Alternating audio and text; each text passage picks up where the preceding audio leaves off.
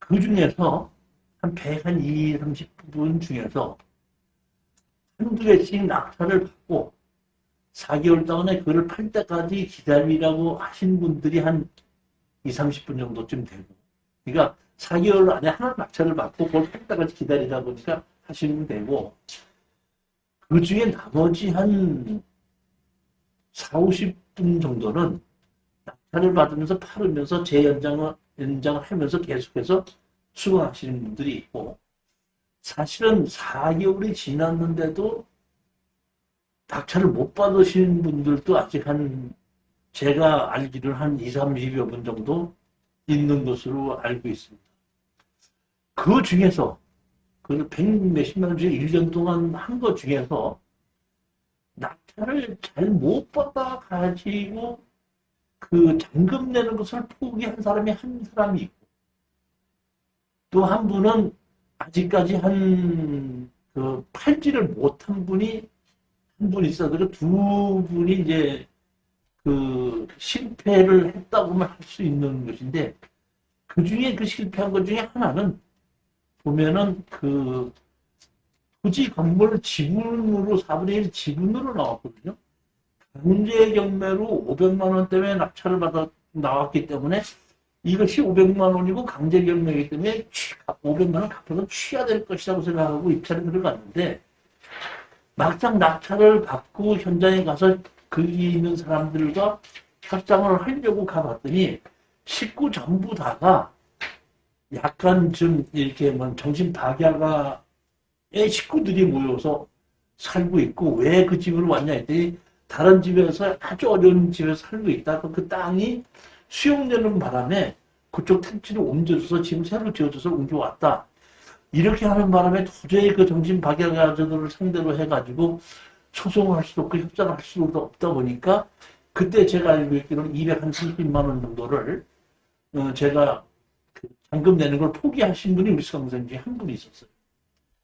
그 다음에 또 하나는 통영에 이제 낙찰을 받은 것이 있는데, 막상 제가 그 문을 잠고 나서 가보지를 못했는데, 이번에 그 현장 답사 가면서 한번 가봤더니, 문을 따고 들어가 봤더니 쓰레기가 산터름처럼 쌓여. 온 집안에 다. 그래갖고 그 쓰레기만 치워내는데 한 3차례 있잖아요. 그만 치워냈는데도. 그리고 집 자체를 엄청나게 그 내부 자체가 쓰지 못하게끔 만들어져 있어서 그걸 수리해서 팔자니 문제가 있고, 그냥 팔자니 조금 있고, 그래서 그거를 이제 어떻게 팔아야 되냐. 두 건에 대한 것은 지금 조금 좀 문제가 있는데, 그 외에 나머지 분들이 낙찰을 받은 것은 대부분 다 마진이 적으느냐 많으냐의 차이는 있었고, 시간이 빠르냐 조금 더 걸렸느냐의 차이는 있었지만, 대부분 많이 성공을 했기 때문에 저로서는 만족을 해요. 하지만 한편으로 생각하면 이럴 수 있어요. 저는 100개를 추천을 해서 98개를 성공하고 2개를 실패했다, 이런 얘기거든요. 그러니까 저의 입장에서 보면, 야, 2%를 실패하고 98%를 성공했으니까 나는 성공한 게 아니냐, 이거는 내 얘기고, 못 팔린 1개를 낙찰받은 사람은 그게 100%잖아. 그래서 저는 이제 올해는 2021년도는 맞이해서는 대수강 중에서는 한 번도 그런 실수가 없게끔 더 철두철미하게 노력을 해서 실수가 안 생기는 그런 물건을 이제 고르려고 더 준비를 합니다. 또 하나는 제가 현장 답사를 많이 다니거든요. 현장 답사를 예전에도 다녔는데, 뭐 요새만 다닌 게 아닌데, 예전에 다닐 때는 사진을 잘 찍을 줄도 몰랐고 찍지도 않았어요. 그냥 사진을만 찍고 동영상을 안 찍었어요.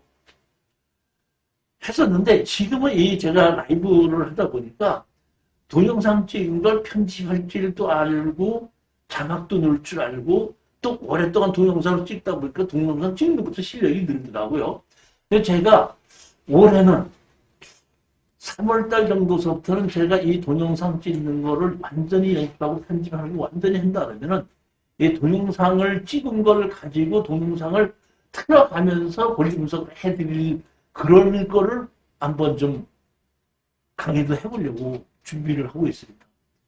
그런데 우리 수강생들 많은 분들이 저한테 그동안 얘기했던 게 뭐냐면 한 번 해서 자기 돈으로 한 개만 해놓고 좋은 거리 계속 나오는데 팬들까지 기다려야 되다 보니까 너무 시간이 많이 걸린다. 웬만하면 공투를 좀 했으면 어떻겠습니까? 이렇게 해서 2021년도에는 제가 정식으로 공투반을 만들려고 합니다. 제가 법인이 지금 이게 일반 법인이 하나가 있거든요. 근데 일반 법인이 하나가 있는데 지금 제가 다시 만들고 있는 법인이 일반 법인은 그대로 있던 걸 그대로 가고 NPL 법인을 자본금 5억짜리로 제가 지금 만들고 있습니다. 아마 조만간 아마 한 달 이내로 아마 그 NPL 법인도 만들어지게끔 되면 NPL로도 공투를 이제 하는 것도 한번 만들려고 하고 그 다음에 또 하나는 지금 뭘 만들고 있냐면 농업법인을 만들고 있어요. 그러니까 농지인 경우에는 농업법인으로 투자하는 것도 만들려고 합니다. 그래서 세 개를 가지고 투자를 이제 하려고 하는데 법인으로 투자하는 게 좋아요? 개인으로 투자하는 게 좋아요? 지금은 법인이 좋고 개인이 좋아. 못 버는 게 그렇지. 근데 제가 지금 이번에 그 우리 법인으로 낙찰받은 걸 가지고 그 세금을 내보니까 이렇더만 일단 법인으로 낙찰받으면 12%야. 취득세가. 그 다음에 낙찰을 받고 다 정산을 해서 마진이 남는 것에 법인세를 12%를 내도 2억 미만의 이득이 남았을 때. 그 다음에 주택을 가지고 이득이 남았을 때는 별도로 12%를 또 낸다고 그러지.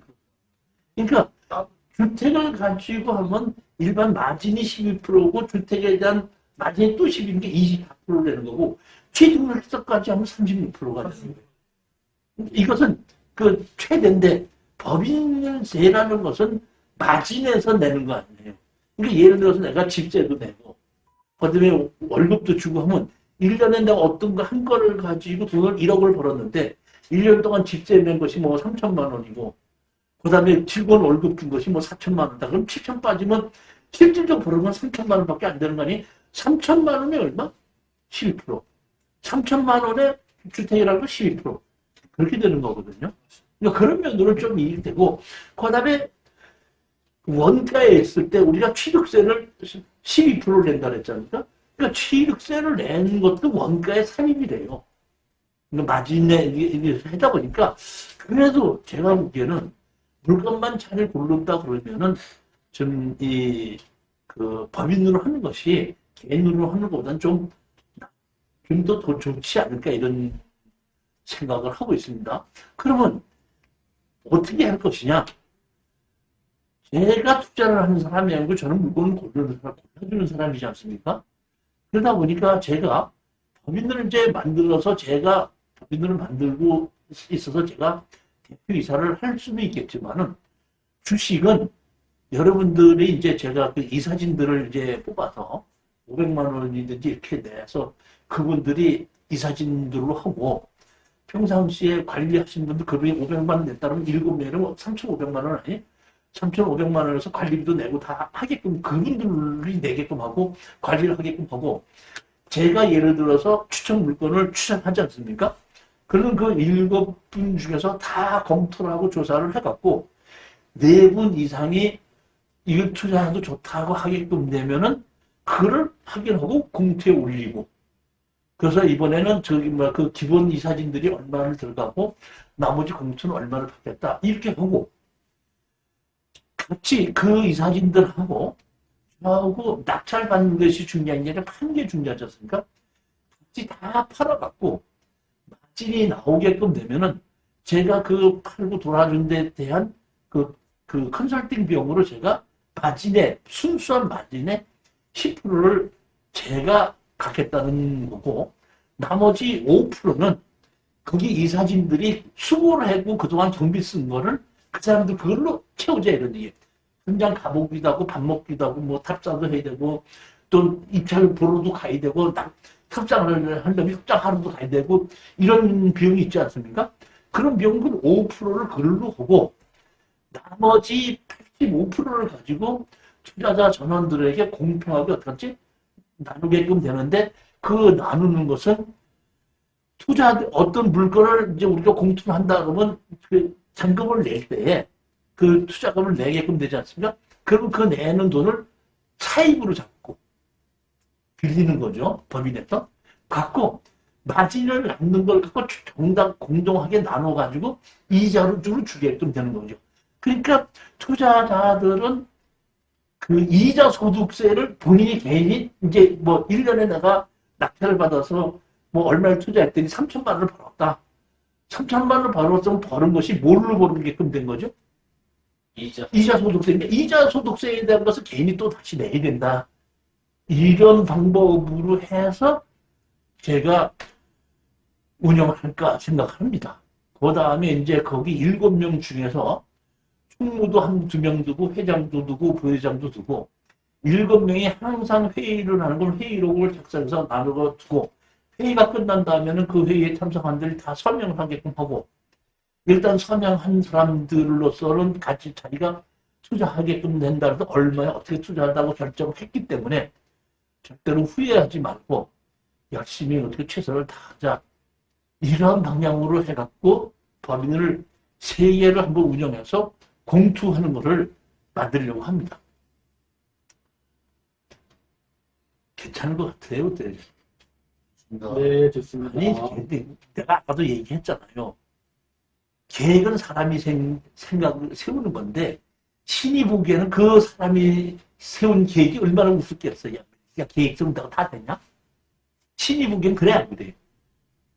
그럴 수도 있지만은 그래도 계획을 세우는 사람이 있고 계획을 안 세우는 사람이 있는데 계획대로 한번 열심히 노력해보고 우리가 계획된 것이 잘못됐으면 또 고쳐나가면 되지 않겠냐 이런 생각을 좀 하는 겁니다. 그래서 제가 보면 이게를 분류를 할 생각입니다.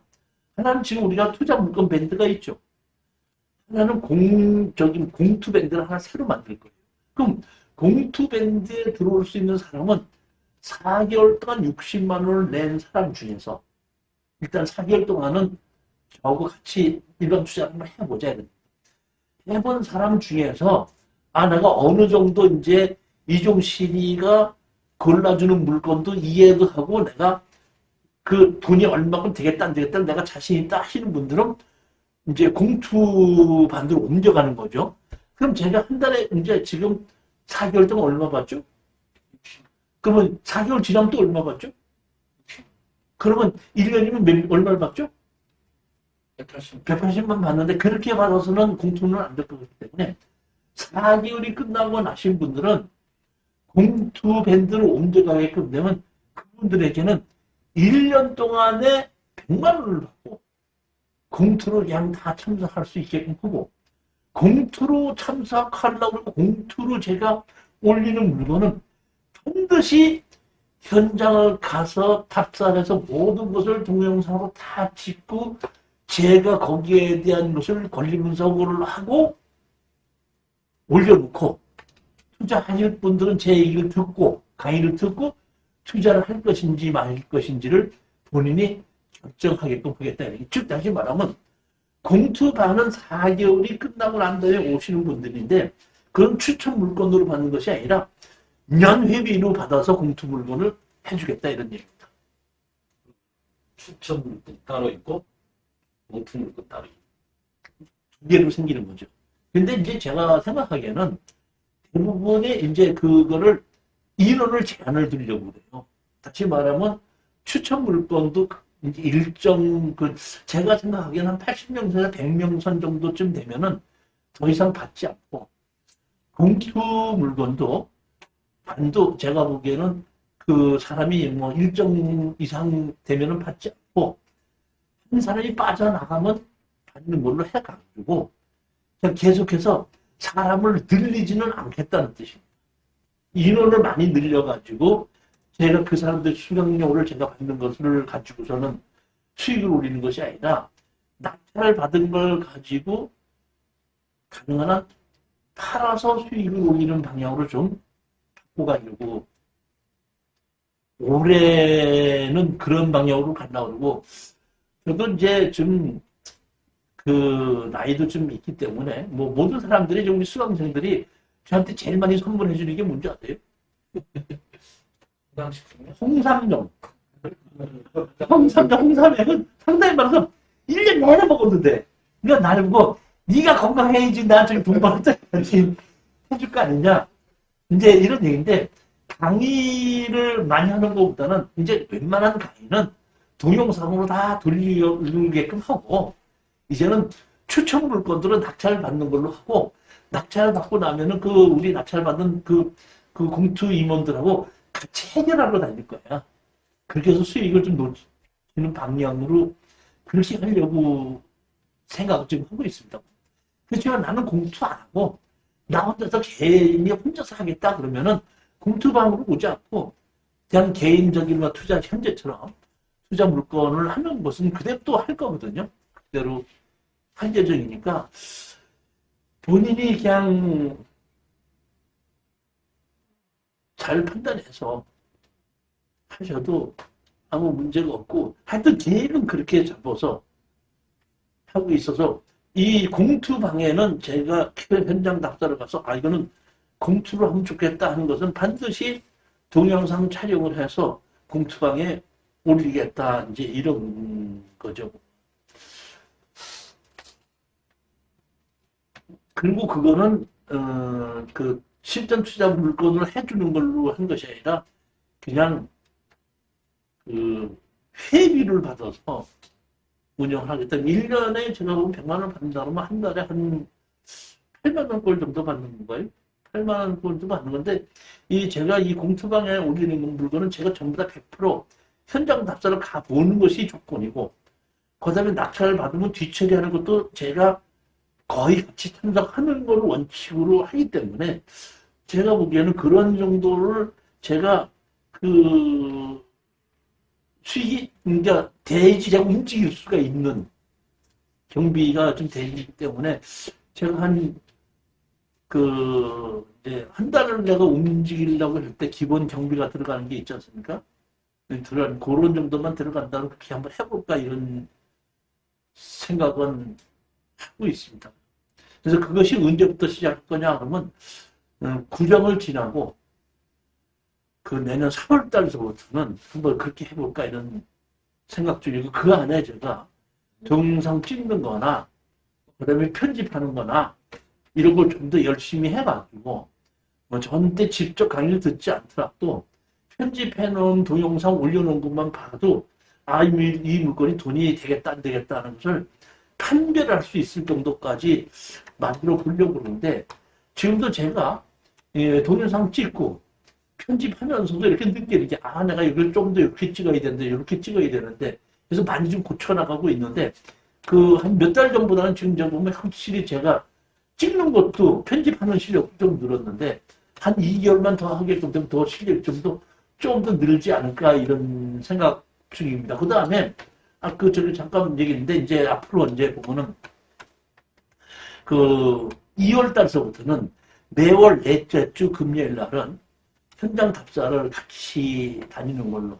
현장 답사, 예전에 현장 답사는 제가 미리 다 가서 조사해보고 거기만 갔었는데, 이제는 그렇지 않고, 한 번도 나도 가보지 않은 물건을 골라갖고, 처음서부터 옆집 가서 물어보고, 이장한테 물어보고, 동해 가서 물어보고, 건축가 가서 물어보고 하는 걸 전부 다 같이 하는 그런 현장 답사를 이제 하려고 하고, 제가 판단하기에는 아직까지 제주도도 상당히 투자 물건이 좋다 이렇게 생각하기 때문에 두 달에 한 번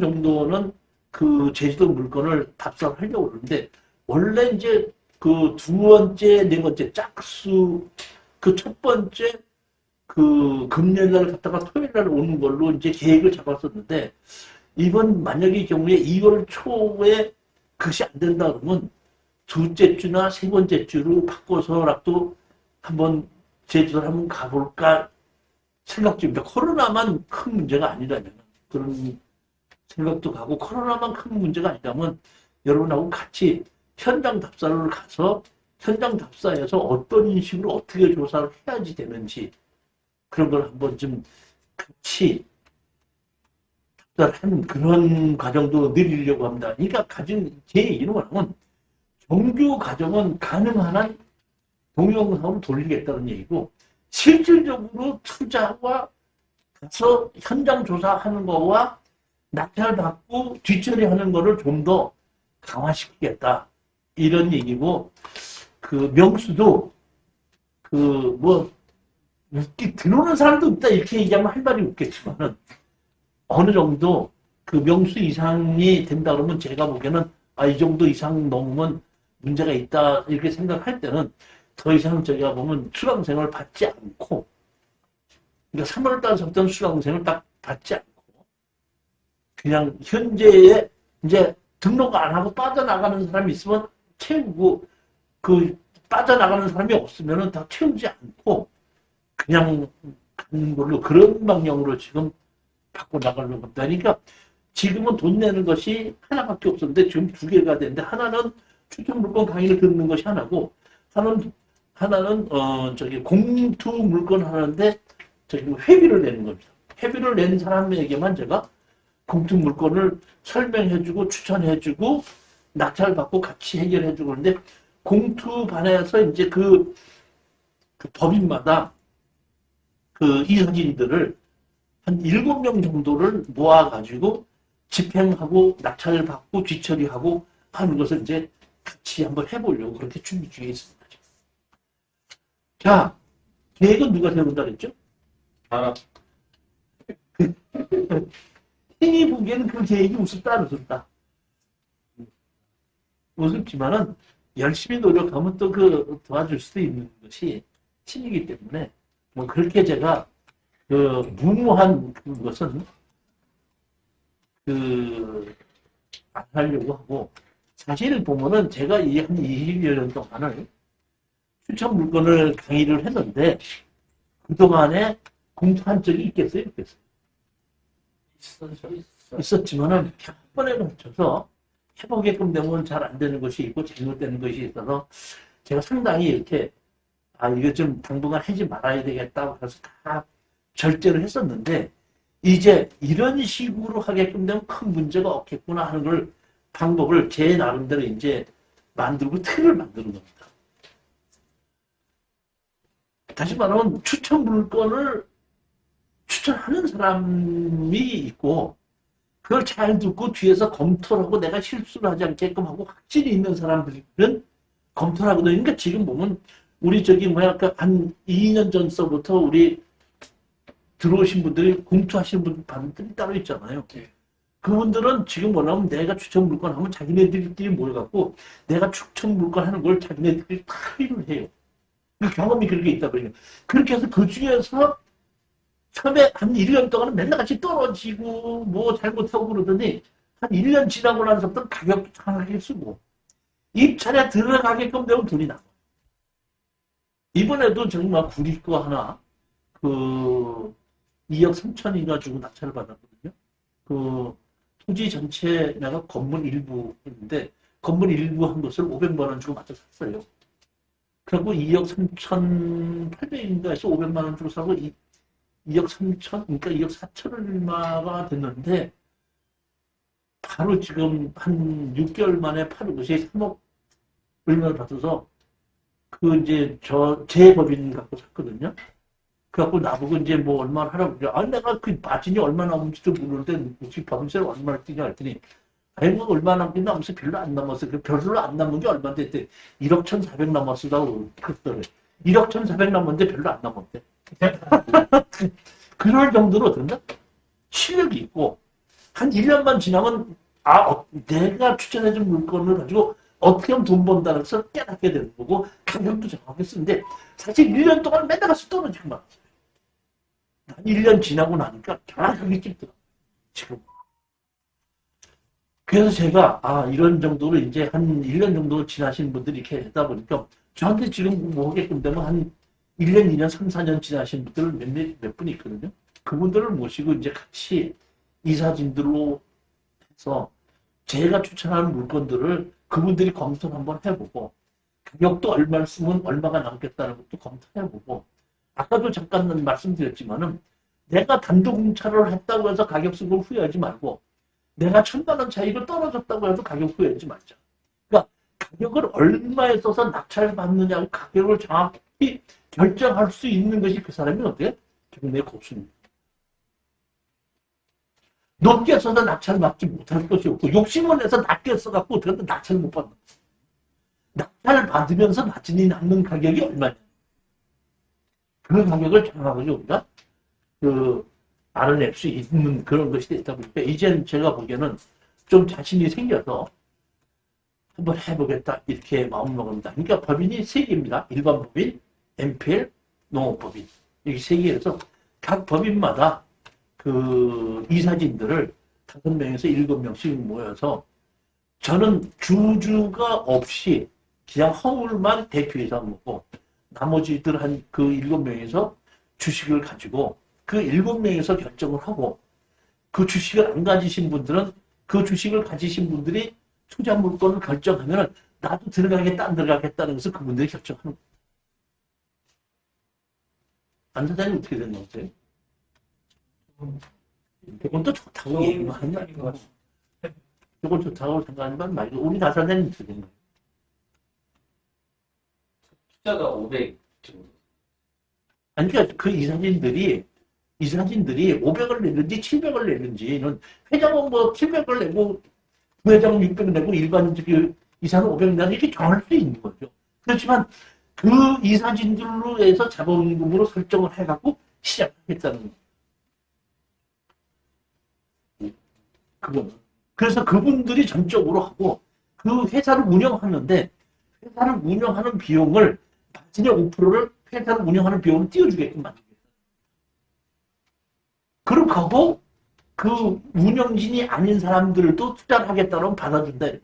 받아주고 그 사람들에게는 이자 소득으로 들었다 마진에서 띄워주겠고 그렇게 하겠다. 이런 얘기. 계획이 그렇다는 얘기. 제가 보기에는 우리 지금 저기 투자 물건에 지금 보면 한 27명인가 128명이 되는데 제가 보면 그거를 100명으로 줄이려고 그래요.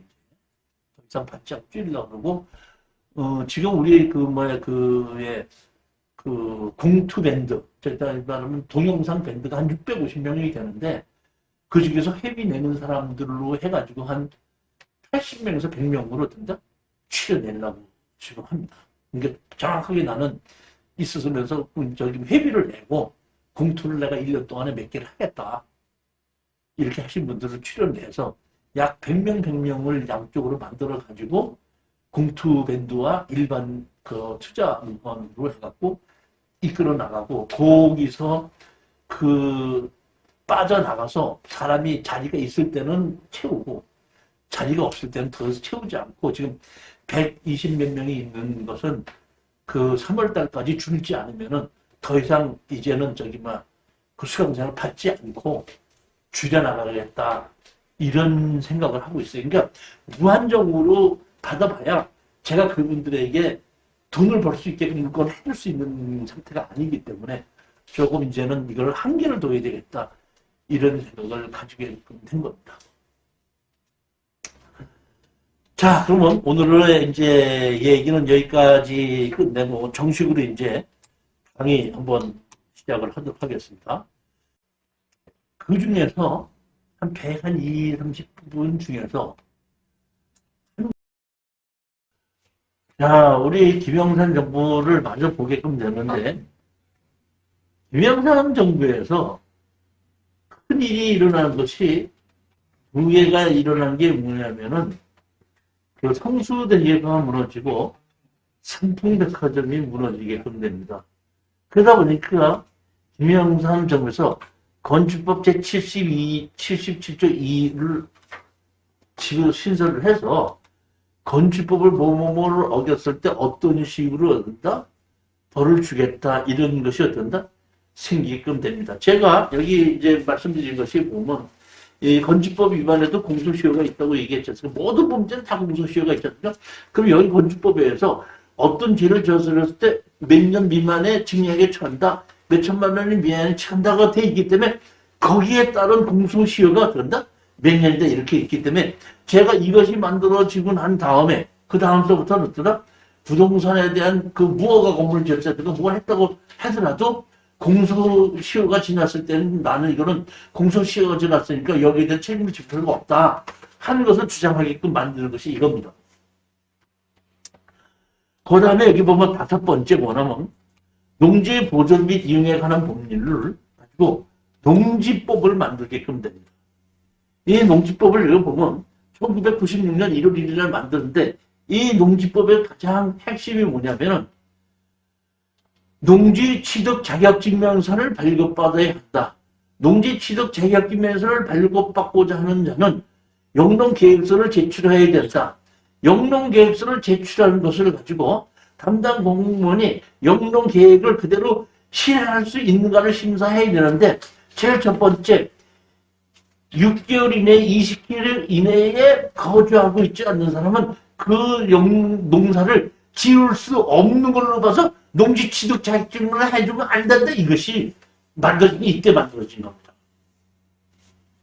다시 말하면 이때 뭐냐면 그 김영삼 정부에서는 경제가 계속 좋아지다 보니까 여윳돈이 많지 않습니까? 여윳돈이 많은 사람들이 시골에 가서 농지를 그러다 투자를 해놓으면은 농사를 짓지 않는 사람이 농지를 투자해놓는 것을 투자라고 보지 않고 투기를 못다 이런 뜻이에요. 그러니까 시중에 있는 돈이 농지에 침투하는 것을 막기 위해서 1996년대 이 농지법을 만들고 20km 이내 6개월이라는 거주 요건을 여기서 만들어낸 거예요. 근데 이것이 지금 이제 그 2000년도인가에 이제 없어졌는데 지금 아직까지도 20km 이내 6개월이 그대로 있는가 이렇게 착각하시는 분이 있고 그 다음에 폐광 지역 개발에 관한 특별법 해갖고 저기 우리 지금 정산에 한번 가셨댔어요? 예, 카지노. 카지노? 예. 카지노 가면 뭐 해요? 카지노. 카지노 뭐 했냐고 게임. 그랬지. 하여튼 간에 폐광 지연에 관한 특별법 해갖고 우리가 연탄을 떼던 시대에서 기름과 가스를 떼던 시대로 바꾸고 가는 거야. 이게 또 사실 보면 그만큼 경제가 된다? 좋아졌다는 뜻이죠. 그러다 보니까 이제는 연탄은 안 된다 이런 얘기입니다. 그러다 보니까 연탄을 하던 그 폐광이 연탄이 팔리지 않을까? 폐광이 되지 않을까? 그러니까 폐광을 하다 보니까 이런 법이 만들어진 거죠. 사실 보게끔 되면 이런 법을 만들어 놓고 이렇게 했을 때 건축법에 있어서 77조의 벌칙을 할 때는 김영삼 정부에서 가슴이 아팠겠죠. 아니 저기 상봉사건이 나고 저기 저것도 나고 그것뿐만이 아니지 않습니까? 단양군에서 충주해갖고 그 110명인가 그때 다 코로나 다 탔지 않습니까? 그러니까 이런 사건이 났으니까 상당히 가슴이 아팠겠지만은 그 외에는 뭐 부동산 실거주자 명의 등기 임대주택법 만들고 농지 보존 및 이용에 관한 법률을 만들고 폐광 지연을 만들고 대도시 광역권 해갖고 그 수도권에서 시내로 들어가는 버스 같은 걸 만들고 할 때는 이 사실 보면 경제가 상당히 어떤다 발달해지고 좋아졌기 때문에 이런 것이 만들어지고 좀 아까 얘기했듯이 이렇게 대한민국이 살만하다 보니까 외국에 있는 그 돈을 준 사람들이 돈을 빌려주겠다고 한 겁니다. 근데 장기로 빌려준 게 아니라 뭐로 빌렸어? 단기로 빌려준. 제가 알기로는 3년으로 알기로 빌려준 것이 대부분입니다. 근데 말씀드렸듯이 제가 우리 한 사장님한테다가 내가 돈을 대줄 테니까 이거 경매를 낙찰 받아. 내가 돈 빌려줄게. 그래서 나는 이자만 줘. 이자를 하고 있다가 그러던가 3년의 계약을 하고 그러니까 내가 추천하고 물건 골라줘서 낙찰 받게끔 하고 내가 돈 빌려준다는데 안 사장님은 열심히 일하고 이자만 주고 있으면 저 아파트가 내게 되니까 나중에 올라가면 어떡하면 팔겠다 이런 생각이 어떡한다? 제가 골라준 아파트를 산 거 아니에요. 그리고 열심히 일해서 이자를 뭘로 줬어? 난 줬지 않습니까? 네. 3년이 돼갖고 원금을 갚아야 되는데 한 사장님이 저기 내가 원금 갚아라니까 그거 연장해주라 할 때 내가 아니 연장 안 해줘. 못해. 갚아. 못 갚아? 알았어. 경매 다시 집어넣어. 경매 집어넣고 내가 받아가는 거야. 그러니까 여차까지 내가 이자 빼먹고 그 경매를 주면 내가 다 뺀다 가는 시기에 된 것이 이게 뭐야? 이게 대한민국의 그 당시 IMF라는 거야. 그러니까 다시 말하면 우리가 실질적으로 잘못해가지고 뭐 사업을 잘못해서 한 것이 아니라 단기 차익금으로 받았다가 단기 차익금을 갚지 않다 보니까 어떤가? 이 물건을 어떤가? 파악했더라. 이런 식의 그 IMF가 됐던 거니까 그러니까 걔들 돈 투자했던 거 다 찾아가고 또 남는 거죠. 이렇게 하고 김영삼 정부에서 IMF가 되면서 뭘 넘어갔어요? 김대중 정부로 넘어갑니다. 제가 보기에는 이 김대중 정부가 제가 보면 이 김대중 정부에서 정말로 고생 많이 한 것이 제가 보면 김대중 정부라고 봅니다.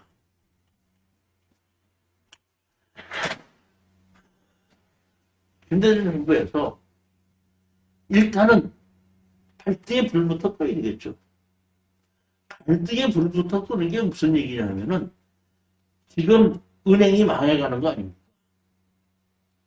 왜? 자, 은행은 대출을 해주는 게 은행이죠. 그래요? 그러면 대출은행이다 보니까 대출을 해주기 위해서는 담보를 잡았죠.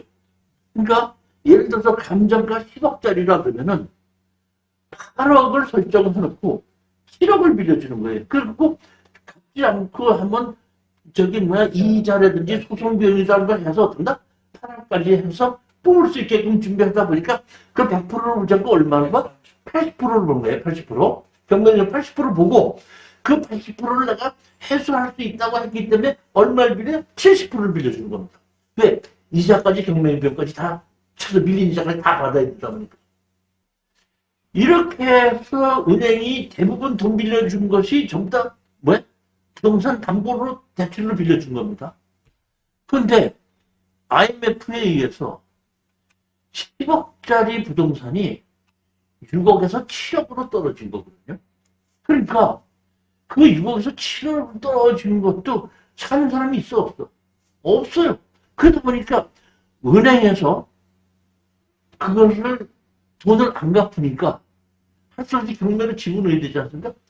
10억짜리였던 그 부동산을 7억을 빌려줘서 8억을 회수하려고 했는데 10억짜리 부동산이 7억으로 떨어져 있어서 경매를 집어넣으면 5억에서 6억에 판매가 되고 그나마 시간이 얼마 걸릴지도 모르는 겁니다.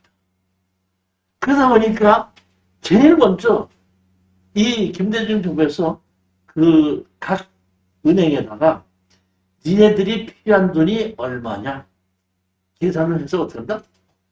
우리 국가에다 주면은 국가에서 그 국가로 해서 그 지원 돈을 어떻게 한다? 일단은 빌려주겠다. 어느 은행도 얼마가 필요하다고 보고를 하지 않는 거예요. 왜 보고 안 해요? 그랬더니 우리가 빌려온 돈은 5천억이 맞는데 이거를 팔아봐야지 1,000억이 필요한지 1,500억이 필요한지 경매로 어떤다?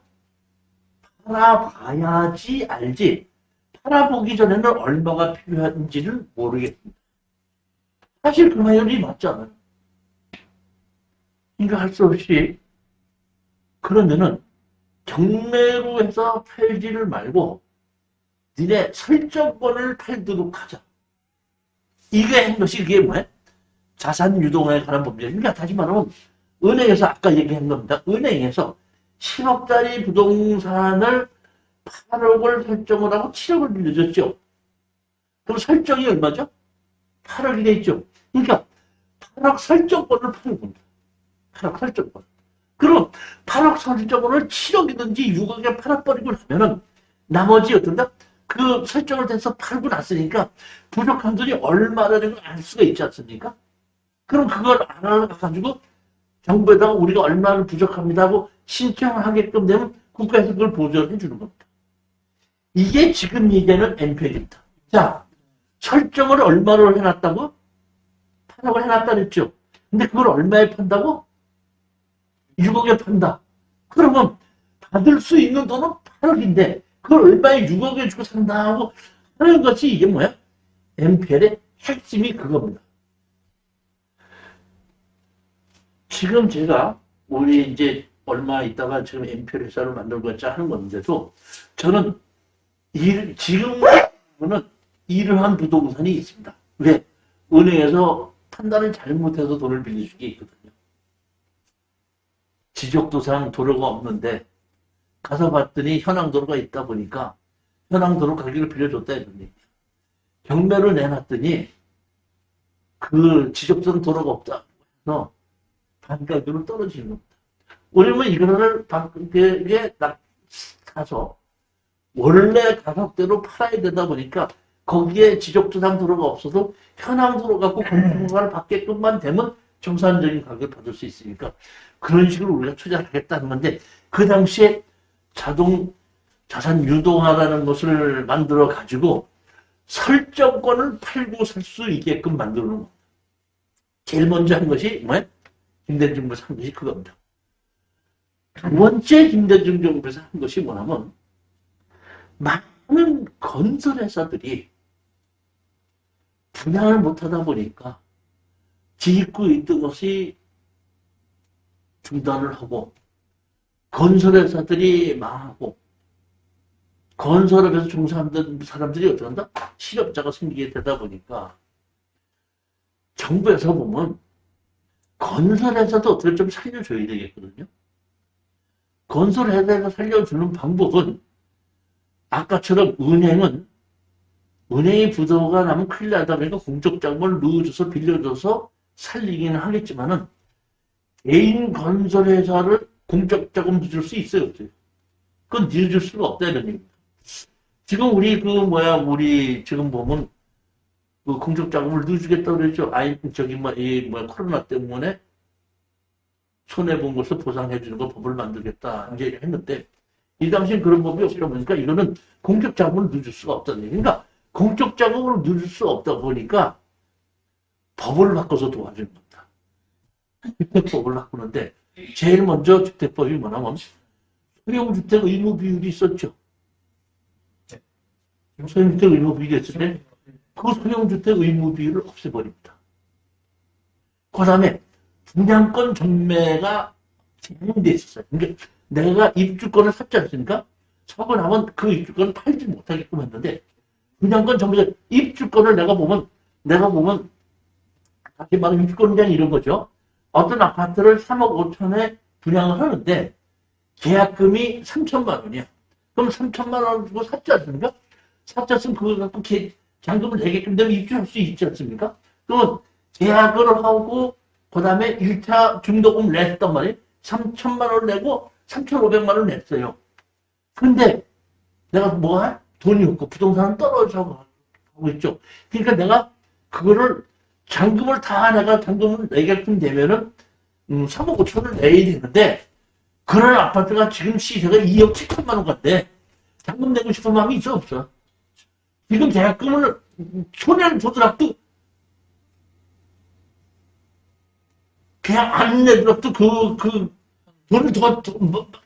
잔금을 다 내는 것보다 더 이득이잖아. 그러니까 이럴 때 이게 뭐냐면 전매 제한했던 걸 어떤다? 풀어주는 거야. 그러니까 내가 계약금을 3천만 원 내고 1차 중도금을 3,500만 원 내가 총 6,500원을 냈잖아요. 근데 이걸 다른 때는 팔고 사지 못하게 했는데 내가 그냥 5천만 원을 내가 6,500만 원인데 안 사니 내가 지금 6,500원 내고 1차 계약금 내고 3천 내고 2차로 지금 3,500원 내고 6,500원 냈는데 나한테 4천만 원 주고 이거 가져가. 이럴 수도 있게끔 풀어준 것이 뭐야? 경매 제한을 풀어준 거.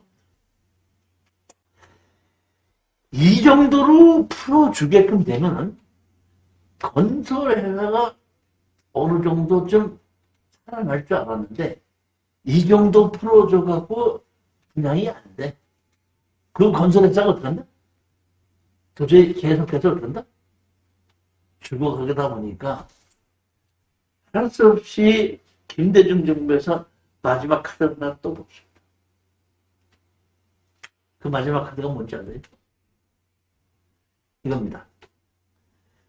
지금 미분양된 아파트를 사는 사람은 이것을 사서 언제 팔더라도 양도소득세를 물리지 않겠다. 마지막 카드를 하나 꺼냅니다. 우리 강남에 타워팰리스라는 데 아세요? 네. 타워팰리스. 네. 그 타워팰리스가 제가 알고 있기로는 그 당시에 65평 정도쯤 되면은 6억 정도에 팔렸던 겁니다. 80평 정도가 10억에서 12억 정도 사이에 팔렸습니다. 그리고 그 당시에 이것이 소형주택 의무 비율에 있어서 작은 주택도 있었는데 IMF 때문에 소형주택 의무 비율이 없기 때문에 거의 제일 작은 게 지금 50몇 평입니다. 큰 것이 80평. 그렇게 해서 그 당시에 5억에서 10억 정도로 어떻게 한다? 샀습니다. 그래서 일반인들이 몇 명이 우리 수강생 중에도 한 명도 그 샀습니다. 우리 수강생 중 한 명이 뭘 하시는 분이냐면 저축은행을 하시는 분이 발하셨어요. 저거 같이 맥주 한 잔을 먹다가 아유 교수님 그거 정말 타워팰리스 그 85평 주고 하나 사서 그리 위해서 왔습니다. 근데 그거 그 몇 층에서 그 최대 타워팰리스 그 분양한 정 누구하고 밥을 같이 먹자 그래서 식사를 같이 한번 하게 그 부부하고 우리 부부하고 식사를 같이 했는데 식사하는 도중에 거기 그냥 미분양된 게 하나 있다고 10억 주고 사겠냐고 해서 마치 우리 큰아들이 변호사를 하고 변호사인데 결혼을 앞두고 있어서 마침 그렇기 때문에 10억 주고 하나 사줬어요. 그거를 변호사하고 결혼할 아들 하나 사줬습니다. 그러고 나서 한 1년 있다가 작은 아들이 군에서 제대하고 왔거든요. 근데 형, 그 10억짜리 타워팰리스 하나 사줬다는 소리 듣고 왜 형만 사주고 나는 안 사주냐 그래서 한 습지 계단 하나 더 사줬거든요. 근데 이것이 지금 한 5년 지났는데 이 세 개가 다 합쳐보니까 100억이 됐어요. 30억 투자한 게 얼마가 됐다고? 100억. 그 당시 실제율이 있었더니 이거 팔아 또 된다? 양도소득세 안 내고 있던 타워팰리스 같은 경우에 제일 큰 것이 그겁니다. 이렇게 해서 마지막에 보면은 뭘 하게끔 되냐면은 현재 그 당시에 미분양됐던 아파트를 사는 사람에게는 계약을 했을 때는 수의로 계약을 했을 때는 양도소득세를 물리지 않겠다 해갖고 된다. 어느 정도 건설회사를 공적 자금은 넣어주신 것이 아니라 주택법을 바꿔가지고 좀 지원해줬습니다. 4년이 지나고 난 다음에 이 김대중 정부에서 IMF 탈출했다 이렇게 했습니다. 김대중 정부가 상당히 잘한 게 많아요. 부동산. 그러니까 이 유동화에 관한 법률을 만들었다든지 이게 건설에 가서 주택법을 바꾸고 지원해줬다든지 아주 상당하게 제가 보기엔 노력을 한 게 많고 이뿐만이 아니라 무엇을 그러니까 한편에서는 자동 유동화에 관한 법률을 만들고 또 한편으로는 이렇게 건설해서 하는 걸 주택법을 바꿔서 도와주고 하면서 한편으로는 뭐를 했냐면은 이게 같이 동시에 한 게 뭘 했냐면은 박정희 정부에서 도시지역과 비도시지역을 나눠서 박정희 정부는 워낙 돈이 없었기 때문에 도시지역이라는 것을 만들었고 도시계획법을 만들어서 도시계획법에서 도시만 넣어요. 비도시지역을 완전히 국토형 관리법으로 해서 그냥 주는 거였어요. 그런데 대한민국이 IMF는 났지만 어느 정도 경제에 들어섰거든요. 그러다 보니까 이 김대중 정부에서 이 IMF는 이걸 해결하면 되지만은 우리가 장기적으로 봤을 때 부동산법을 그대로 둬서는 안 된다 해갖고 이때에 저거 다 대단한 거예요. 그러면 도시지역과 비도시지역을 합쳐서 국토의 계획 및 이용에 관한 법률이라는 걸 다시 만들어냅니다. 이것이 다시 말하면 박정희 정부에 가난했을 때 도시지역과 비도시지역에 만들어낸 거고 전두환 정부에서는 임대차 보호법만 만들어낸 건데 김대중 정부에서는 도시지역과 비도시지역을 합쳐서 뭐냐면 국토의 계획 및 이용에 관한 법률을 만들게끔 되고 가장 중요한 것이 뭐냐면 도시계획법에는 도시지역의 주거지역, 상업지역, 공업지역, 녹지지역 이런 것이 아니라 뭐냐면 주거지역, 상업지역, 공업지역, 그 다음에 준도시지역 그 다음에 비도시지역에는 농림지역, 그 다음에 그 준농림지역 이런 것이 있었는데 준농림지역과 준도시지역을 합쳐서 관리지역이라는 걸 새로 만드는 거예요. 그래서 가장 했던 것이 땅에 대한 대한민국의 땅에 대한 법이 두 개로 나뉘어져 있었어요. 하나는 도시계획법과 하나는 국토관리법인데 일반인들은 이 땅이 도시계획법을 적용받는 것인지 국토이용관리법을 적용받는지도 몰라. 일반인들이 그걸 어떻게 알아? 내 땅이 도시계획법을 받는지 도시계획이 비도시계획인지 자체를 모르는 거예요. 일반인들은. 근데 이거를 합쳐서 국토의 계획과 이용에 관한 법률을 만들어놨다는 것이 최고고 두 번째는 뭐냐면 김대중 정부에서 제일 잘한 게 뭐냐면 이 박정희 정부나 이 전두환 정부 때는 집이 몇 평짜리냐가 중요하지 사람이 사는데 기반시설이 얼마큼 되어 있느냐는 안 떠졌어요. 제 옛날 얘기 한번 해볼까요? 우리 여자분이 계시니까 안 얘기하는데 결혼하기 전에 여자들하고 이제 사귀러 가잖아요. 결혼을 전제로 한 건 아니지만 그럼 제일 만나서 차 한잔 마시잖아요. 너 어디 사니? 물어봅니다. 나 어디 살아? 그래. 아파트에 사니? 아파트 살아. 그러면 제일 먼저 물어보면 몇 평짜리인데? 상계동에 살아. 그래도 35평을 돈 좀 있는 애구나. 어디 사니? 경남에. 몇 평짜리인데? 15평. 돈이 없구나. 다시 말하면 강남에 사느냐 상계동에 사느냐가 중요한 것이 아니라 30평짜리에 사느냐 10평짜리냐를 가지고 든다 따뜻한 시대였다. 그 당시만 해도. 그렇기 때문에 사실 보면 이 당시에 강남에 개발이 돼가고 강남에 10몇 평짜리 아파트에 있던 애들 내 친구들이 팔고 전두환 정부 때에 상계동, 중계동 이쪽으로 가는 애들이 엄청 많습니다. 목동으로 간 애들은 그나마 낫지만은 상계동, 중계동으로 간 애들은 회의는 강남은 못 해납니다. 근데 그 당시에 강남에 있는 12평짜리, 15평짜리 아파트를 팔면은 상계동, 중계동에 32평짜리 아파트 샀었어요. 제 친구들 많이 팔고 갔습니다. 그러니까 우리 같이 중동에서 지금 일하는 애들은 그 당시에 강남이 개발되다 보니까 강남에 있는 그 10몇 평짜리 어떤다? 소형주택을 사놓고 겨우 거기서 버티다가 너무너무 좁고 힘들으니까 조금 더 좁아서 전두환 정부에서 어떤다? 상계동, 중계동 개발니까 그쪽으로 옮겨간 애들이 상당히 많았습니다. 그 당시엔 그랬었는데 김대중 정부에서 생각이 어떤데 바뀌는 겁니다. 사람이 살려면은 평수만 중요한 것이 아니라 모두 중요하다? 기반시설도 중요하다. 그러다 보니까 이 기반시설을 하기 위해서는 그냥 하는 것이 아니라 지구 단위 계획을 만들어서 기반시설을 전부 다를 한다? 계획을 잡으면서 아파트를 짓는 걸 하자. 이것이 뭐야? 이 김대중 정부에서 만들어진 겁니다. 이거 다시 말하면 박정희 정부에서는 없는 데서 만들었으니 그렇게 만들어지고 어느 정도 있다 보니까 그 시기에 어떻나? 김대중 정부에서 만들었는데 사실로 따지면 김대중 정부 말고 김영삼 정부에서 만들었어요.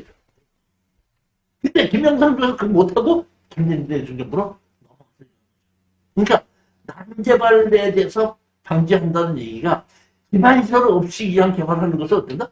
방지한다는 것이 어떤 김대중 정부 선입니다. 저는 무슨 정권들 정치적 얘기하자는 것이 아니라 없는 가운데서 박정희 정부에서 만드는 부동산 정책도 잡고 IMF까지 일어나서 이 어려운 과정에 그러니까 다시 말하면 이 지도자가 똑바르지 않으면은 IMF 나서 부동산이 폭락하고 난리가 근데 무슨 지구단위 계획이고 무슨 그 재밌는 여행 한번 그런 걸 생각하겠냐 이런 얘기.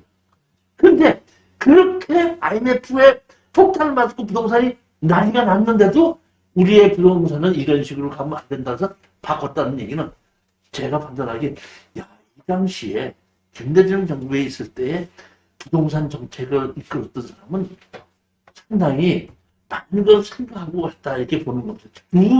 제가 그러면 부동산을 가지고 만든 건 이 두 정부에 대해서는 제가 칭찬을 하고 그 다음에 이 정전 정부에서는 임대차 보험 만드는 거에 대해서는 잘했다고.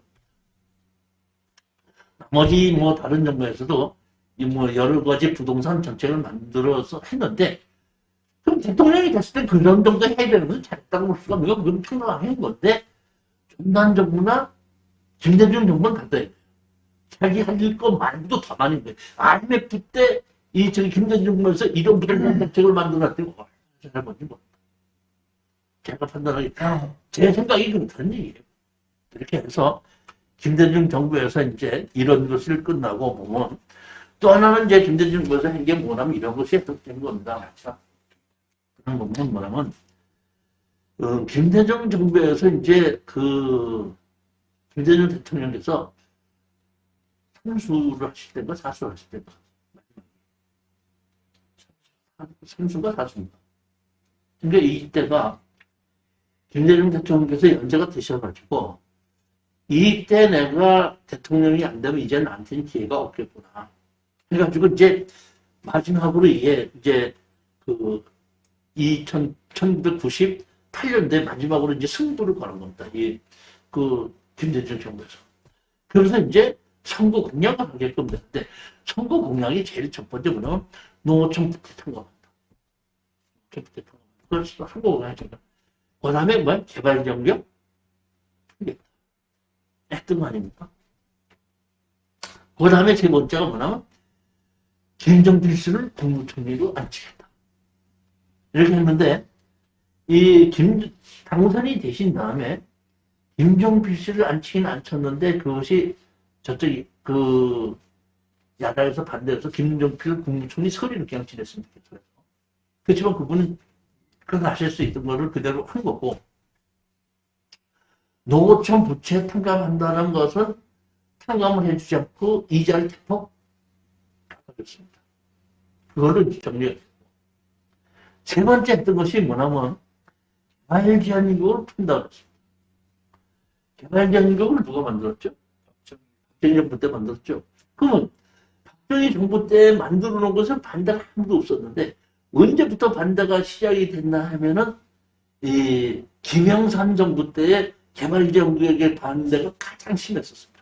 이때가 전원주택을 짓기 시작할 때고 여유가 있어서 집을 지으려고 했더니 개발제한구역 때문에 집을 못 짓겠다. 그래서 왜 개발제한구역에 내 땅에 이런 건물을 못 짓겠냐 하고 그 반대가 가장 많았었던 데가 김영삼 정부 때입니다. 그리고 김영삼 정부 때 그때부터 우리가 전원주택이라는 것에 관심을 주기 시작할 때예요. 그때. 그런데 전원주택이 집을 지으려고 했더니 못 되면 못 짓는데 개발제한구역에 못 짓는다 하다 보니까 김대중 정부에서 개발제한구역을 풀었다.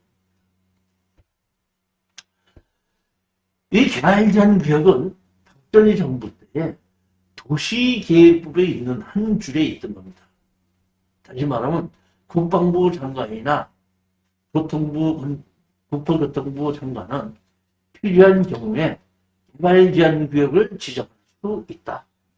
그래서 그냥 개발제한구역 그거다 만들어내는 거예요. 할 수 있다. 그렇게 되어 있습니다. 이렇게 되어 있던 것을 지금 뭐냐면 김대중 정부에서 풀 수는 없으니까 도시계획법과 국토를 합쳐서 국토계획 이용에 관련 법률을 바꾸면서 거기에 있던 도시계획부에 있던 개발제한구역에 관한 것을 그냥 빼버리는 거예요. 없어진 겁니다. 없어지고 그 대신에 뭐라면 개발제한구역 지정에 관련 특별조치를 따로 만드는 거예요. 그러니까 다시 말하면 예전에는 개발제한구역이 도시계획법에 한 줄에 있었던데 그걸 빼내갖고 개발제한구역은 이런 식으로 관리하겠다고 하는 따로 만드는 것이 이때. 그래서 개발제한구역에서 가장 핵심적인 게 뭐냐면 풀겠다는 것, 그냥 무조건 푸는 것이 아니라 뭐가 했냐면 이겁니다. 농사를 짓는 것에 대한 것은 막지 않아요. 농사를 짓는 축자를 짓는 데든가, 농업을 짓는 창고를 짓는가, 농업인의 자동시를 짓는 데든가, 버섯 재배사를 짓는 데든가, 콩나물 재배사를 짓는 데든가, 이렇게 농사를 짓는 것까지 어떻게 막아서는 안 되지 않느냐 해서 이 개발지원구역이 가장 큰 것이 뭐냐면 농사를 짓는 것에 대해서 풀었다는 겁니다. 두 번째 뭐냐면 개발지원구역은 개발을 어떻게 한다? 못하게끔 하는 건데 이미 개발이 돼 있다 이런 게 개발이 돼 있기 때문에 개발을 못하게 할 다시 말하면 그런 상황이 아닌 동네 이런 동네는 취약지구를 만들어서 거기에는 집을 지을 수 있다. 이런 식으로 어떻게 한다? 다시 만들게끔. 그러니까 국토의 계획 및 이용에 관한 법률을 만들고 뭐 이제 도시계획 한 것이 뭐 만들어지고 다 하는데 개발 제한 구역에 관한 것은 어떻게 한다? 도시계획법에 있는 건 따로 뽑아내서 개발 제한 구역에 관한 법률을 새로 만들어서 한 것이 그 이전에는 무조건 아무것도 못하게 했었던 건데 농사를 짓는 것에 대해서는 풀어줬다는 겁니다. 그 다음에 뭘 만들었다? 집단 취약지구라는 걸 만들어서 개발 제한 구역인데 이미 동네가 형성되어 있는 것은 어떤다? 취약지구로 해서 집단 취약지구로 해서 거기에는 집을 질 수 있다. 이렇게 풀어줬던 것이 뭐냐? 보게끔 되면 그것이 김대중 정부에서 부동산 정책에 대해서 한 일이라고 보면 되는 겁니다.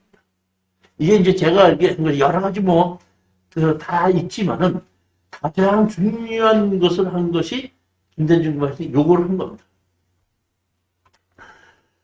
자,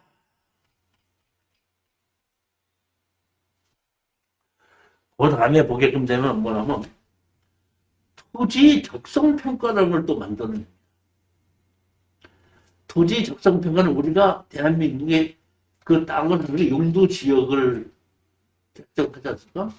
그 용도 지역을 결정할 때는 무조건 결정하는 것이 아니라 땅에 대해서 적성 평가를 한다는 얘기는 경사도나 임목본수도나 주변에 도시 얼만큼 도시화가 되어 있느냐 아니면 주변에 농사를 짓는 게 얼만큼 되어 있느냐 이런 걸 조사해서 점수를 매겨서 용도 지역을 든다 바꿀 수 있게끔 근거를 만드는데 자기가 기냥하지 말고 주변의 환경의 변화에 의해서 점수를 매겨서 점수가 어떻게 됐을 때 용도 지역을 이렇게 바꾸라. 이런 것이 토지의 적성 평가고 또 하나는 이겁니다. 아까 준도시 지역, 그 중농림 지역을 뭘로 했죠? 관리적으로 만들었죠. 근데 관리적으로 만들었고 그 관리적으로 계획관리, 생산관리, 보존관리를 지적을 못한 겁니다.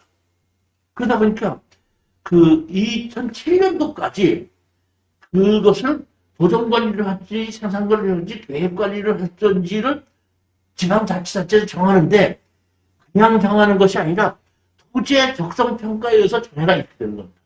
그래서 그 지방자치단체에서 그 관리지역을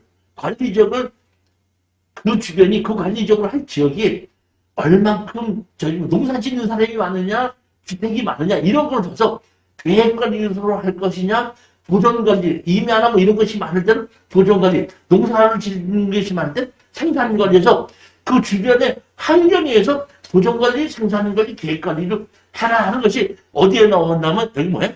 토지의 적성평가라는 걸 가지고 거기에 의해서 그것을 결정하라 해서 두 가지입니다. 하나는 용도지역을 바꾸려고 할 때 적성평가를 해라. 그 다음에 그 관리지역을 세분할 때 보존관리 생산관리 계획관리 할 때는 적성평가의 점수에 의해서 이것을 보존관리 생산관리 계획관리 할 것을 해라. 제가 사실 이때에 제가 뭐라고 얘기했냐면 앞으로 이 보존관리 생산관리 계획관리로 규정이 되게끔 되면은 건물을 못 질 수가 있으니까 지금 되지 않고 그냥 관리지역으로 있을 때 허가를 내놔라. 사실 이렇게 얘기했거든요. 그러니까 그 얘기가 얼마나 들어갔나 봐. 그 다음에 법이 바뀌었어요. 보존관리, 계획관리, 생산관리 지역으로 결정되지 않는 지역인 그 세 개 중에서 제일 강한 법률을 지킨 거다. 그렇게 바뀌었었던 겁니다. 이게 보면.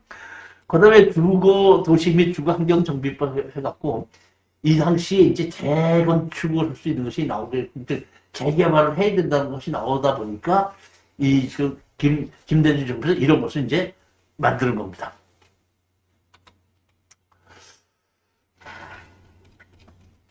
그렇게 해서, 이제 제가 보기에는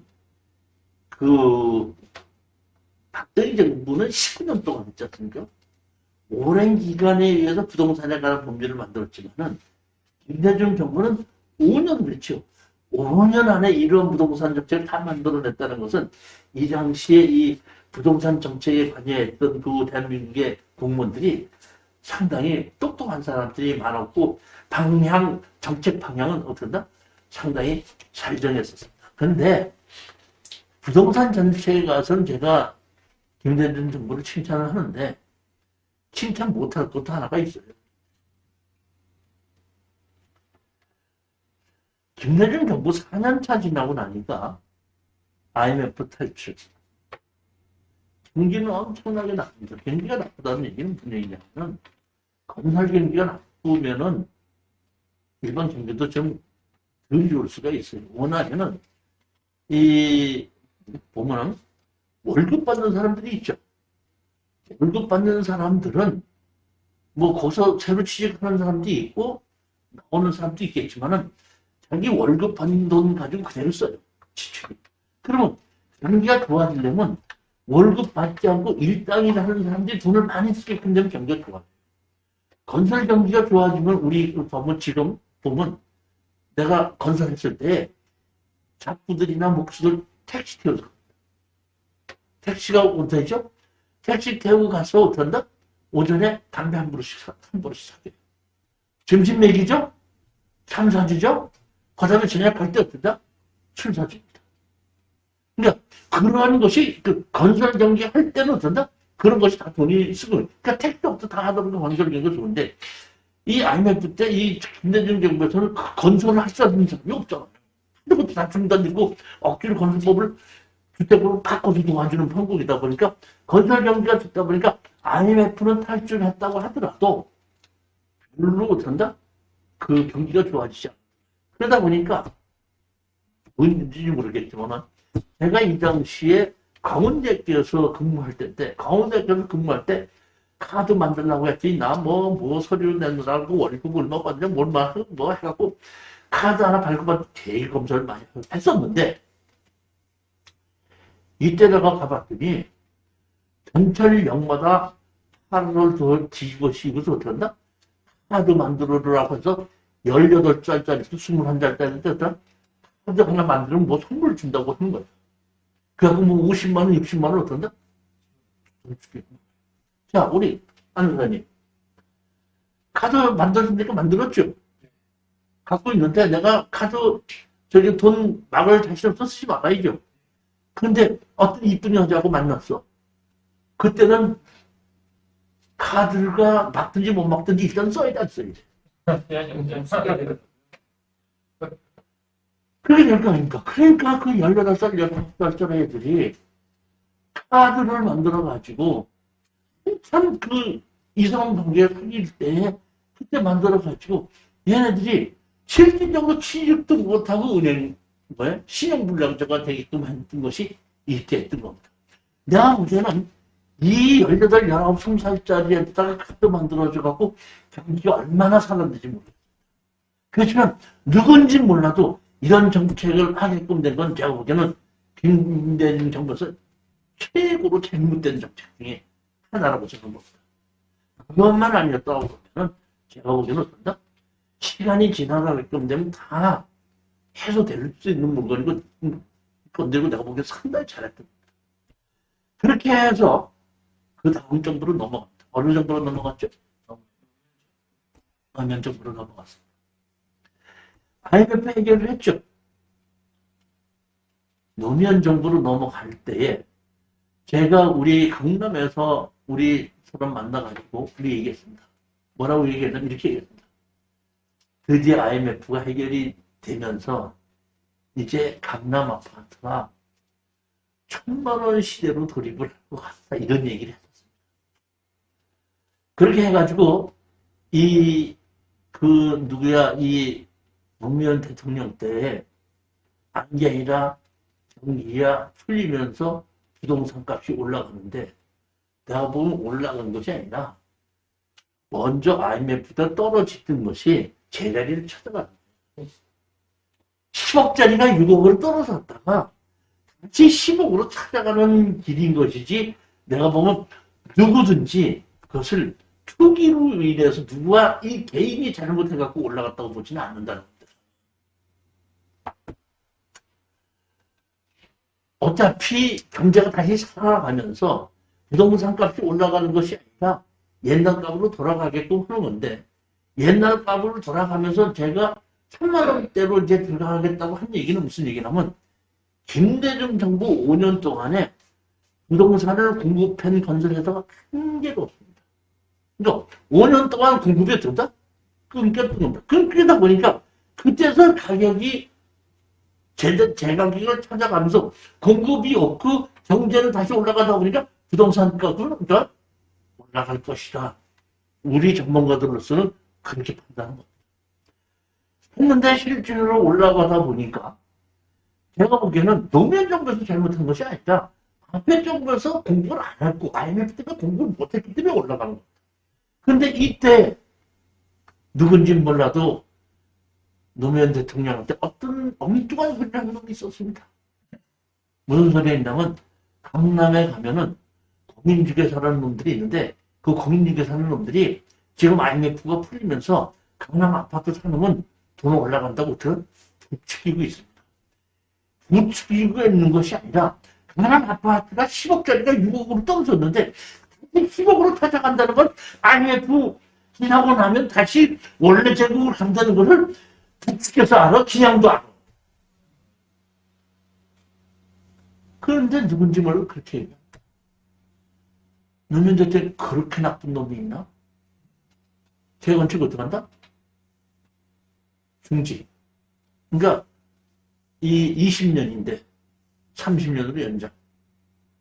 이런 식으로 해가지고 그 재건축 양도 금지. 그러니까 재건축을 막 재건축을 막다 보니까 강남에 5년 동안 공급을 안 했는데 공급할 수 있는 건 재건축인데 재건축을 공급을 안 하다 보니까 더 올라가.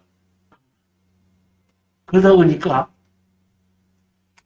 강남이 1,000만 원대를 넘어서서 2년에서 3년 지나니까 3,000만 원대로 올라가고 신도시가 한참 다시 개발이 되면서 2,000만 원대로 올라가고 강북이 1,000만 원대로 갑니다. 그러니까 강남과 강북의 차이가 강남은 3,000만 원, 강북은 1,000만 원으로 벌어졌던 시기입니다. 이때 서울시장이 누구냐면 이명박. 이명박이가 강남시장이야, 강북시장이야? 네? 강남시장이 강북시장이야. 그렇죠. 그러니까 이명박이 입장에서 보면은 강남과 강북이 적차로 든다? 줄여야 되는데 많은 사람들이 강남만 찾는 거예요. 돈 있는 사람이 어디만 찾아? 왜 강남을 찾나 봤더니 집안 시설이 좋은 거예요. 그러니까 이 이명박이가 이렇게 얘기합니다. 강남만 찾지 마라. 강북에다 하나가 뉴타운을 만들어서 아파트만 공급하는 것이 아니라 기반시설도 같이 공급하게 만들어준다.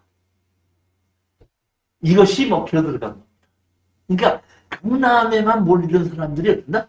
뉴타운으로 몰리게끔 해서 강북에 있는 것이 다시 이제 올라가기 시작하게끔 되는 계기가 되다 보니까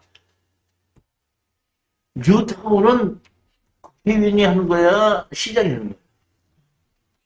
시장이 하는 거죠.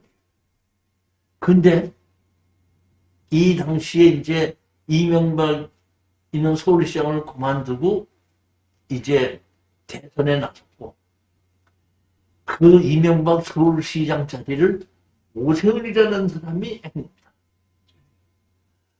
오세훈이 자기가 뉴타운을 하려고 했더니 국회의원들이 나를 뽑아주면은 뭘 한다 그래? 내가 우리 동네 뉴타운 하겠다. 그러니까 강북에 있는 국회의원 치고서 뉴타운 안 하겠다고 하는 분이 한 사람이 한 명도 없어요. 전부 다 뉴타운 하겠다고 했습니다.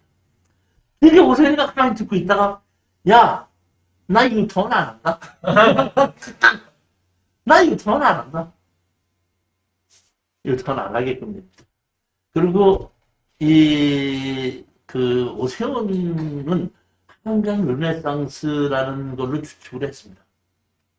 그 한강변과 저쪽 위에 있는 이제 뭐 나라 백길 해갖고 이제 거기서 타고 이제 중국까지 저기 뭐 배를 타고 갈 수 있는 이런 거를 하고 그러니까 한강 자체를 중심으로 해서 많이 이제 개발을 했었고 그러니까 뉴타운에 이런 것에는 별로 이제 안 했었는데 이제 그 야당의 그 시의원들이 많이 당선되다 보니까 그거를 이제 급식을 이제 그 서울시 돈을 이제 급식으로 얼마를 주고 하자 하다 보니까 이제 오세훈 시장이 그건 아니다. 이건 지금 서울시에 쓸 돈이 많은데 무슨 급식을 그걸 주냐 하다 보니까 이제 그 시의원들하고 그 오세훈 시장하고 이제 갈라지다 보니까 그럼 이걸 가지고 어떡한다? 투표를 하고 내가 얼마 안 되면 내가 사표를 쓰겠다. 하다 보니까 이 투표를 갖고 오세훈이가 졌죠. 근데 그때 이제 홍준표가 얘기했어요. 정식 투표가 아니고 하는데 그 참가하는 사람도 없고 되는데 그게 뭐냐 너 바보 아니냐 이렇게 얘기했다고 하더라고요. 그래서 저 갖고 오세훈 시장이 어떤다? 그만두면서 그 다음에 어떤다? 박원순 시장이 보궐선거로 나가게끔 됐고 그때부터 또 옛날과 같이처럼 그 서울시에서는 재개발 재건축이라는 것은 그대로 된다? 중단됐던 겁니다.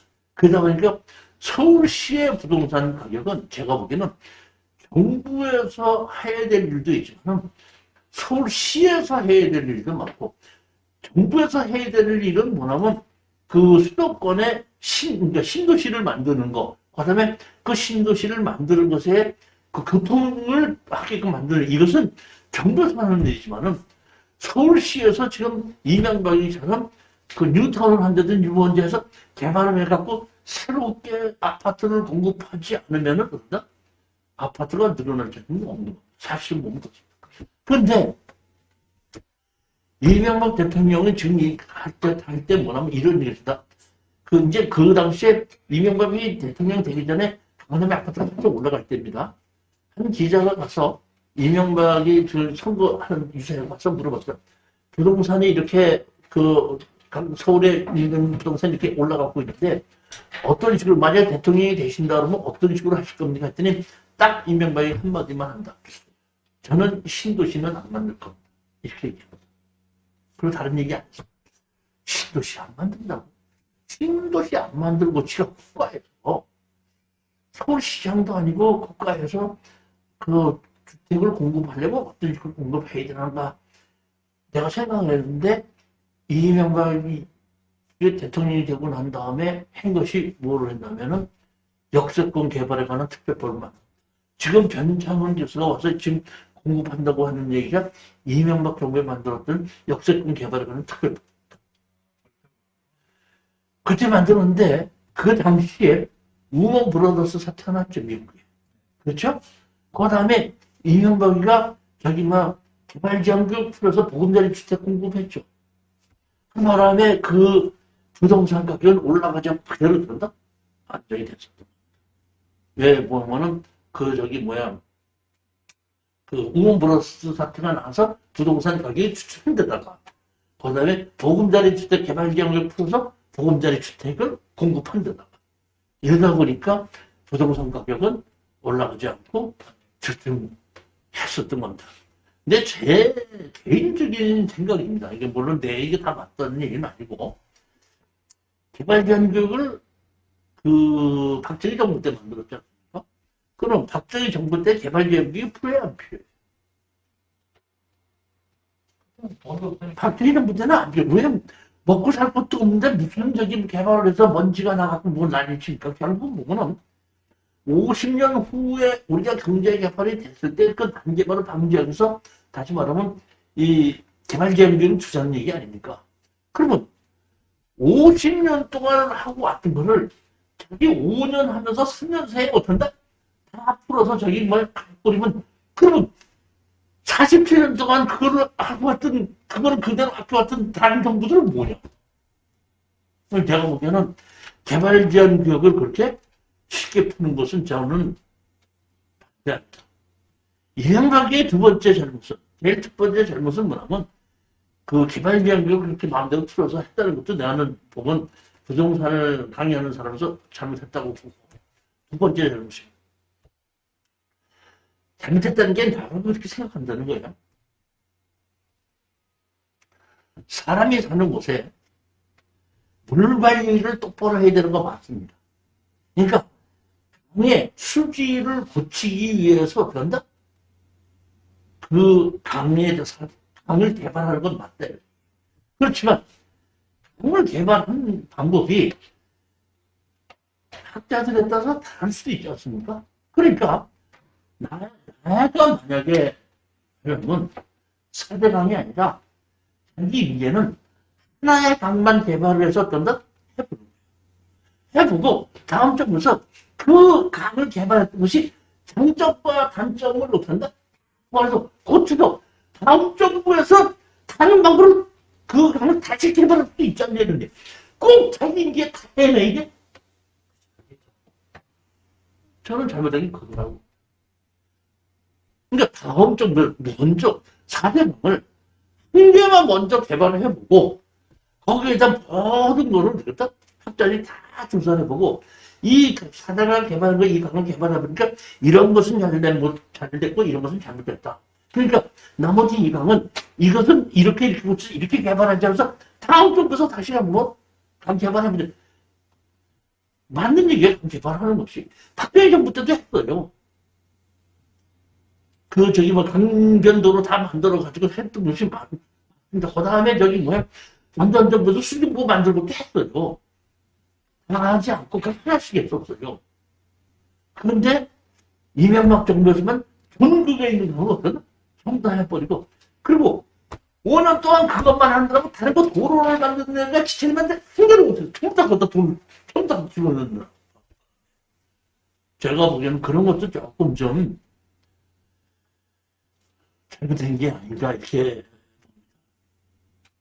내 얘기가 맞다는 얘기가 아니라 제 생각은 그렇다는 얘기라서 제가 보기에는 뭐든지 자기 임기에 다 끝낼 것이 아니라 자기 임기에 일부 해보고 그 다음에 다음 정부에서 해야 되는데 그렇다고 해서 제가 판단하긴 그래요. 그렇다고 해서 지금 정부에서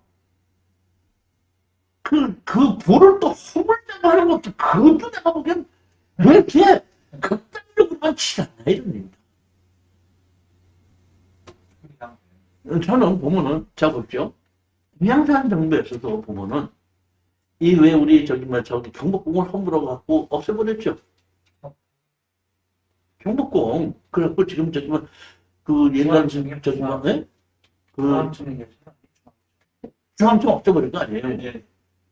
근데 이 전두환 정부에서 뭘 만들었죠? 그 저기다가 천안에다가 독립기념관 만들죠. 내가 볼게요. 하나가 만약에 김영삼 대통령이었다고 보면은 정책 없애버리지 않고 그 정책 해체해서 독립기념관에다가 다시 복구해놔서 치욕의 역사도 역사고 영광의 역사도 역사인데 우리나라의 경복궁을 일본 애들이 이렇게 없애가지고 이런 식으로 집을 지어놨었다 해가지고 옮겨서 다시 해놓는 것이 내가 보기엔 맞다는 겁니다. 근데 전두환 정부가 했기 때문에 그 민족 무슨 뭘 만들고 그냥 써봅시다. 그냥 아무것도 버려두고 그냥 못하나 그냥 없애버리면 말았죠. 저기 다이아몬드 칼로 뭐 이렇게 잘라서 없애버리는 거 뭐 테레비 생기는 게 하는데 나는 그것도 내가 보기엔 그건 아니다. 그대로 어떤다?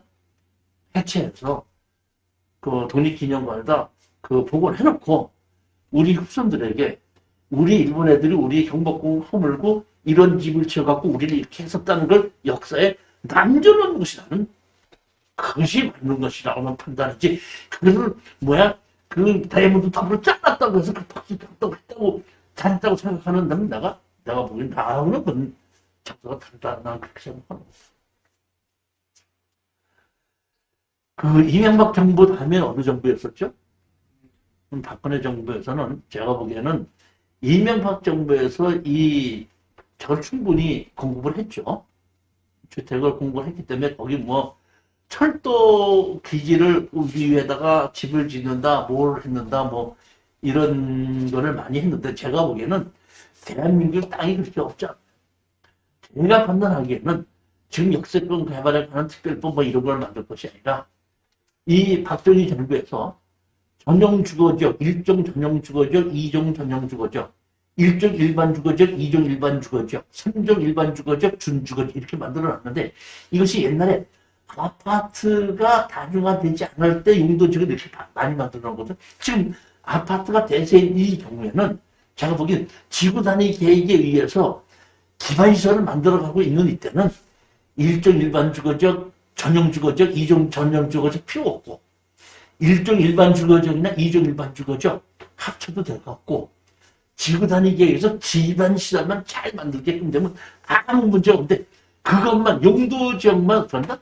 1종 일반 주거지역을 2종 일반 주거지역이나 이렇게 합쳐가지고 예를 들어서 1종 2종 합쳐가지고 아파트를 짓는다고 그러니까 일반 주택을 짓는다고 할 때는 그대로고 아파트를 짓는다고 할 때는 거기다 그만큼 용적률을 어떤가? 2종 일반 주거나 3종 일반 주거지역처럼 만들어 주게끔 되면 땅 충분히 오거든. 한 개도 안 만들어도 충분히 공급하고 남아서 아마 그렇게 해서 몇 년 동안 집 짓고서 공급하고 나면 그 다음에는 집이 남아 돌아가고 집값 피 떨어지는 시대가 올 수 있는데 지금 그런 걸 모르고 태릉에 있는 골프장을 없애갖고 집을 공격한다든지 철로를 없애갖고 집을 만들고 무슨 그걸 도로를 지중할 만들고 엉뚱한 데서 지금 찾고 있는 엉뚱한 데서 지금 50년 전에 일종 주거지역, 일종 일반 주거지역 만들어서 지금 50년이 지났으면 이제 바꿀 수 없어요. 그리고 김대중 정부에서 집단위 계획에 의해서 기반시설 만들게끔 다 했지 않습니까? 그러니까 기반시설이 문제인 것이지 일종 전용 주거지역이라서 그 기반시설이 잘 되고 일종 일반 주거 잘못되고 이런 건 아니라는 거예요. 그러니까 지금 전면적으로 용도 지역을 어떤가 대표에서 다시 한번 판단해봐서 그 용도 지역을 정리하게끔 하고 그런 아파트를 못 짓는 전용 주거지역, 2종 일반 주거, 일반 주거지역 이거를 어떤가 정리해서 아파트를 지을 수 있게 몇 것만 풀어가면은 신도시 안 지고도 충분히 제가 보기에는 공급하고 나온다. 우리가 모지라는 것은 크게 많이 모지하지 않아요. 조금 모지라. 그 조금 모지라는 사람이 돈 있는 사람들끼리 대가리 터지게 어떤다? 강남 가서 싸움하다가 보니까 나도 살아야 되는 게 아닌가 해갖고 긍정심리에서 저는 너도 나도 사야 되겠다고 해서 집값이 올라가는 것이 절대 제가 보기에는 몇몇 사람의 강남을 하는 사람들. 다시 말하면 이 특수학교라는 것이 만들어져서 조금 변두리에 특수학교도 들어가려고 많이 했는데 특수학교 지금 다 없애죠. 그러다 보니까 이 돈이 있는 그 엄마들이 전부 다 강남 8학군으로 모이다 보니까 강남 8학군으로 전세가 어려운 거예요. 그 다음에 올라가는 거고요. 제가 보기에는 돈이 있는 사람이 특수학교 간다고 가요. 그왜 공산주의처럼 없애버리고 평준화가 돼 있다는 얘기는 토끼하고 여우하고 호랑이하고 평등하게 잘 살아야 돼? 토끼는 토끼대로 살고 여우는 여우로 살고 호랑이는 호랑이대로 살아야지. 어떻게 그걸 된다? 같은 똑같이 평등하게 산다니. 그럼 똑같은 돈 버는 사람과 없는 사람 똑같이 살면 뭐하러 돈 벌어요? 제 생각이 그렇다. 그런 것이 조금 바꾸면 되는데, 그 박근혜 정부에서 부동산 정책 고친다는 게 겨우 이거였습니다. 뭐냐면은, 용도 지역에서 요것만 지을 수 있다 했었는데, 요것만 못 짓는다. 부동산 정책 바꾼 게 그겁니다. 그러니까, 용도 지역에서 무슨 2종 일반 주거지역, 그럼 옛날에 2종 일반 주거, 뭐 계획관리죠. 그래서 뭐만 질 수 있다. 이렇게 됐던 것을 바꿔갖고 계획관리죠. 뭐는 못 진다. 그러니까 뭐못 진다는 것 빼고 나머지 다 질 수 있다. 이런 식으로 이제 하면은 어떻게 된다?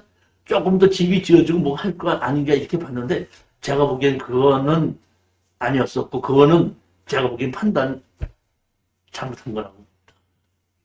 내 얘기가 맞다는 거야. 내 생각이 그렇더라고요. 내 생각이 그렇다는 얘기. 내 얘기가 맞다고 주장하는 거 아닌데 나는 이 부동산을 강의한 사람으로서 나는 이 부동산에 대한 걸 나는 이렇게 생각한다. 제 얘기가 틀릴 수도 있어요. 제 생각이 틀릴 수도 있어요. 그러니까 여러 사람들이 얘기한 걸 가지고 같이 어떤다? 연구해보고 검토해보는 것이지 뭐 저 사람 얘기는 맞고 저 사람 얘기는 틀려 오해수 논리를 붙지 마죠. 저는 그렇게 하고 싶은 얘기입니다.